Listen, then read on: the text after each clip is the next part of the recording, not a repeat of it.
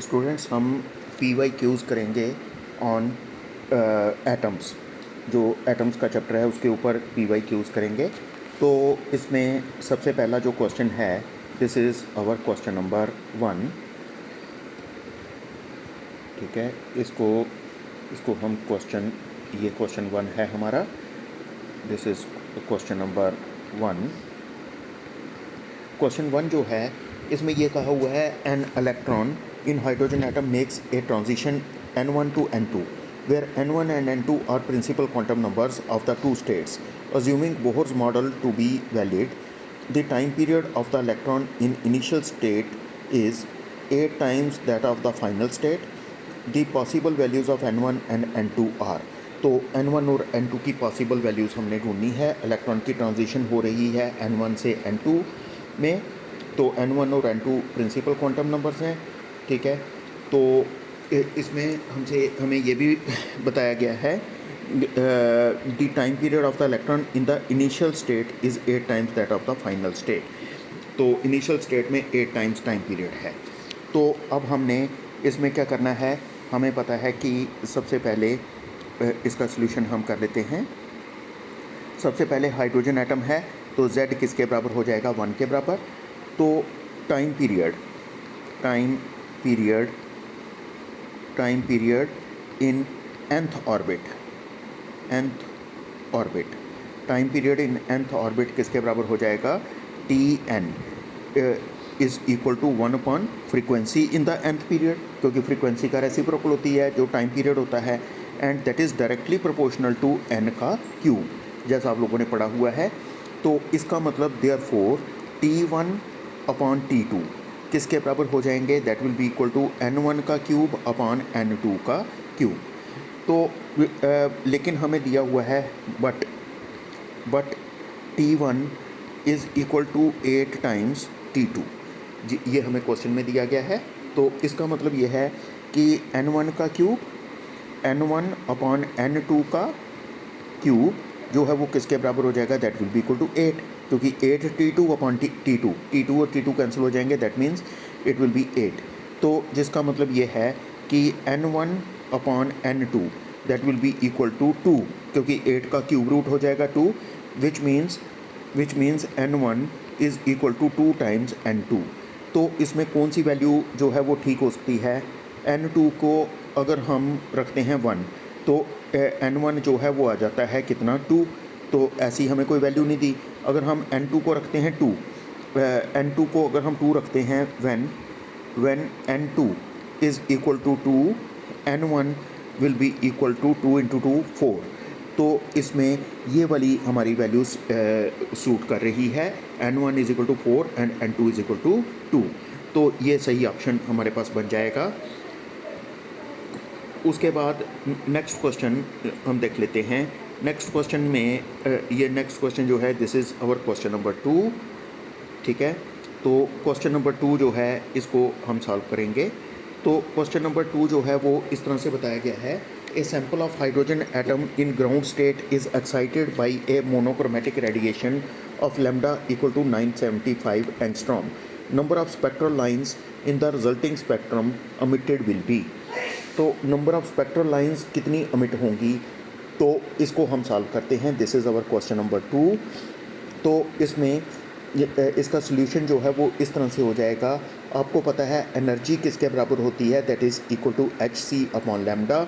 तो आप इसको जब कैलकुलेट करोगे you will get it equal to 1240 divided by lambda जो है दैट इज़ हमारे पास कितना बन जाएगा, 97.5।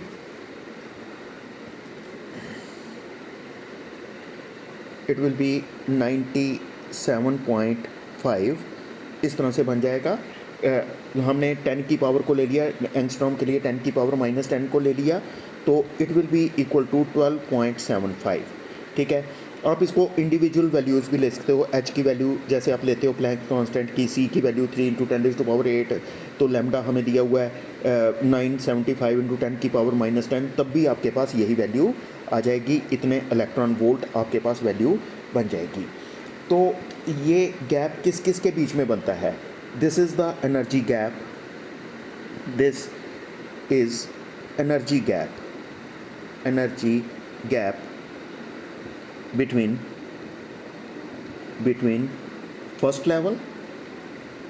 फर्स्ट लेवल जिसमें एनर्जी कितनी होती है -13.6 electron volt and fourth level जिसमें एनर्जी कितनी होती है -0.85। इन दोनों का डिफरेंस करेंगे तो हमारे पास 12.75 जो है वो बन जाता है। तो इसका मतलब ट्रांजिशन किसके बीच में है? So the transition is between first and fourth level. ठीक है, फर्स्ट और फोर्थ लेवल के बीच में है। तो फार्मूला जो है, formula for the number of spectral lines, तो वो हम देख लेते हैं। Formula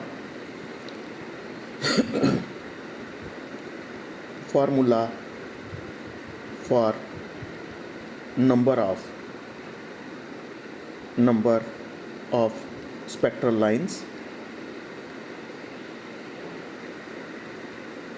is n minus 1 upon 2 is ये किसके बराबर हो जाएगा? 4 minus 1 upon 2। तो इसको कैलकुलेट करेंगे, ये आ जाता है 6। तो हमारे पास जो नंबर ऑफ स्पेक्ट्रल लाइंस आएंगी that will be equal to 6। तो 6 स्पेक्ट्रल लाइंस आएंगी, तो इसमें थर्ड ऑप्शन जो है हमारे पास करेक्ट आ जाएगा। We will get the 6 spectral lines. उसके बाद नेक्स्ट क्वेश्चन जो है, थर्ड क्वेश्चन, उसको हम डिस्कस करेंगे, क्वेश्चन नंबर 3। ठीक है, तो क्वेश्चन नंबर 3 को हम डिस्कस कर लेते हैं। This is our question third. In the spectrum of hydrogen the ratio of longest wavelength in Lyman series to the longest wavelength in Balmer series is। तो इस क्वेश्चन को हम बड़ा इंटरेस्टिंग क्वेश्चन है कि जो रेशो है longest wavelength in Lyman series and longest wavelength in Balmer series. सबसे पहले हमें देखना है कि लॉन्गेस्ट वेवलेंथ हमें मिलती कब है? जब बिल्कुल नियरेस्ट लेवल्स में जो ट्रांजिशन होती है। लाइमन के लिए जो ट्रांजिशन होती है वो कहाँ पर होती है? फर्स्ट लेवल पर। तो फिर कहाँ से होनी चाहिए? सेकंड से फर्स्ट पर। तो बॉल्मर में जो ट्रांजिशन होती है किसके ऊपर होती है? सेकंड लेवल के ऊपर। तो कहाँ से होनी चाहिए? थर्ड से। तो उसमें जो ट्रांजिशन होगी उसके लिए फ्रीक्वेंसी मिनिमम होगी, तो लेकिन वेवलेंथ जो है वो मैक्सिमम हो गई। तो पहले हम देख लेते हैं फॉर लाइमन, इसके सॉल्यूशन में for Lyman series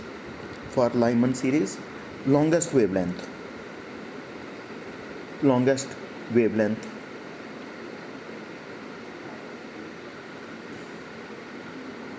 will be from n equal to 2 to n equal to 1।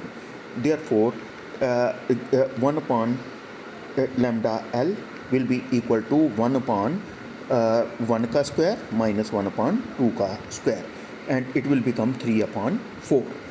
तो for Balmer series, similarly for Balmer series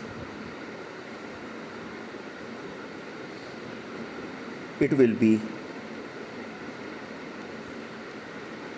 from n equal to 3 to n equal to 2, क्योंकि बॉल्मर series में jump ही करते हैं second के ऊपर। तो इसमें हमारे पास आ जाएगा 1 upon lambda b मीन्स बॉल्मर, तो that means it will B 1 upon 2 का स्क्वायर माइनस 1 upon 3 का square, and it will become 5 upon 36। तो अगर हम देखेंगे रेशो दोनों की देखेंगे, 1 upon lambda l upon 1 upon lambda b, that will be equal to 3 upon 4 divided by 5 upon 36।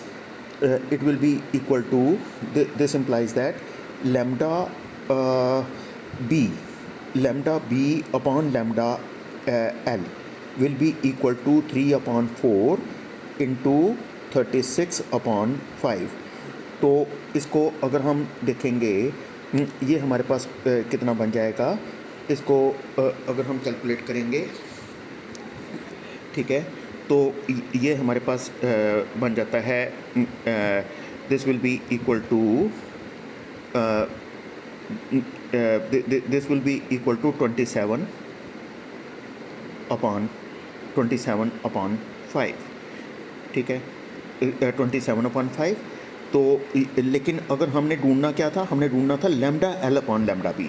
तो हमारे पास यहाँ पर बन जाएगा, इसको अगर हम देखेंगे ये हमारे पास बन जाएगा therefore lambda M lambda L upon lambda B will be equal to 5/27, ठीक है, उससे उल्टा हो जाएगा। So it is 5/27। 5/27 जो है ये हमारा सेकंड ऑप्शन जो है ये करेक्ट बन जाएगा, इट विल बी 5/27। उसके बाद क्वेश्चन नंबर 4 करते हैं। क्वेश्चन 4 करेंगे, when an alpha particle of mass m moving with velocity v bombards on a heavy nucleus of charges ze, its distance of closest approach from the nucleus depends on mass m as। तो आप लोगों को ये बात पता है कि जो इसमें काइनेटिक एनर्जी होती है, ठीक है, 1/2 mv का स्क्वायर, वही किस में चेंज हो जाती है, पोटेंशियल एनर्जी में। के क्यू एक चार्ज न्यूक्लियस का है और एक है जिस पार्टिकल से हम बम्बार्ड कर रहे हैं, ठीक है। तो डिवाइडेड बाई किसके बराबर हमारे पास बन जाता है, डिवाइडेड बाई डी। तो इसमें अगर हम देखेंगे डी जो है डिस्टेंस ऑफ क्लोजेस्ट अप्रोच जो आ जाएगा, that will be equal to D will be equal to किसके बराबर हो जाएगा, के क्यू क्यू इंटू 2 भी आ जाएगा डिवाइडेड बाई किसके बराबर, एम वी का स्क्वायर, ठीक है। तो इसका मतलब मास के ऊपर ये कैसे डिपेंड करता है, distance is inversely proportional to the mass. तो इसमें थर्ड ऑप्शन जो है वो करेक्ट आ जाएगा, distance is inversely proportional to the mass.